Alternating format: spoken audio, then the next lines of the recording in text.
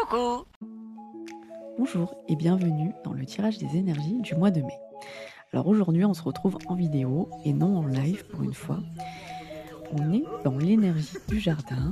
On est accompagné par mon gardien, par mon esprit arbre gardien, le tilleul. Alors cette guidance, elle parlera pas à tout le monde, mais prenez simplement ce qui résonne pour vous. Je vous souhaite une excellente guidance et un bon tirage.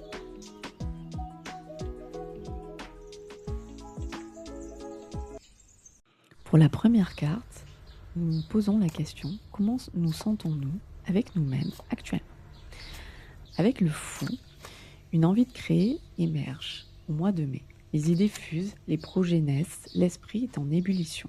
Malgré une certaine pression sociale, le désir de se lancer et de se projeter est bien présent. Il y a ici une dimension avant-gardiste, des idées en avance sur leur temps qui porteront leurs fruits plus tard.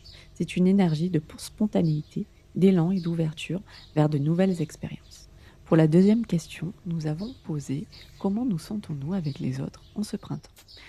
Dans la continuité du fou, la roue de la fortune évoque un mouvement intérieur, un besoin d'expansion.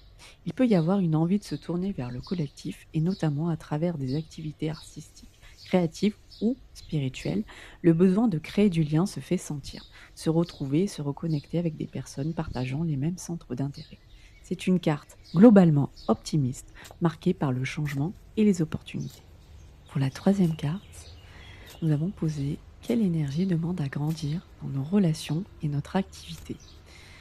Avec le 3 de coupe, l'énergie à développer est celle d'un environnement sûr et bienveillant.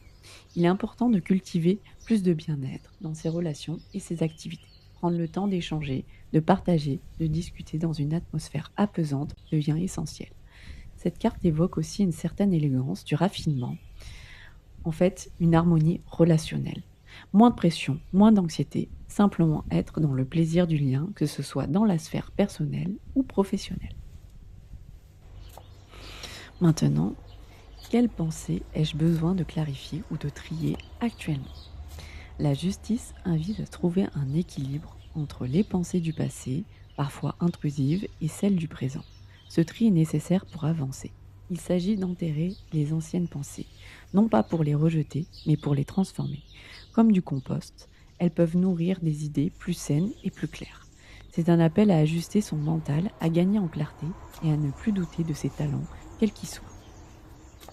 Pour la dernière question, nous avons posé qu'est-ce que notre âme cherche à nous apprendre ce printemps.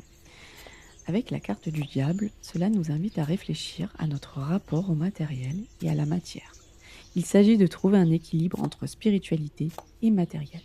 Cette carte invite à lâcher le besoin de contrôle et à interroger notre rapport à la réussite, à la prospérité, en les inscrivant dans une vision à long terme plutôt que dans l'immédiat. Avec la carte de I Ching, de l'hexagramme 55 en complément, le succès est présent, mais il peut être de courte durée. Voilà ce que ça nous dit. Il est important de rester conscient de son impermanence. Mm. Et voilà les amis, c'est la fin de ce tirage. N'hésitez pas à commenter et à liker si vous avez aimé cette vidéo. Et on va pas se mentir, moi ça m'aide à remonter un peu dans les stats. Je vous souhaite un excellent mois de mai, une excellente fête de Beltane si vous la célébrez. Et puis nous, on se retrouve lundi pour le live, pour le tirage sentimental à 18h sur ma chaîne Twitch et YouTube. Allez, salut!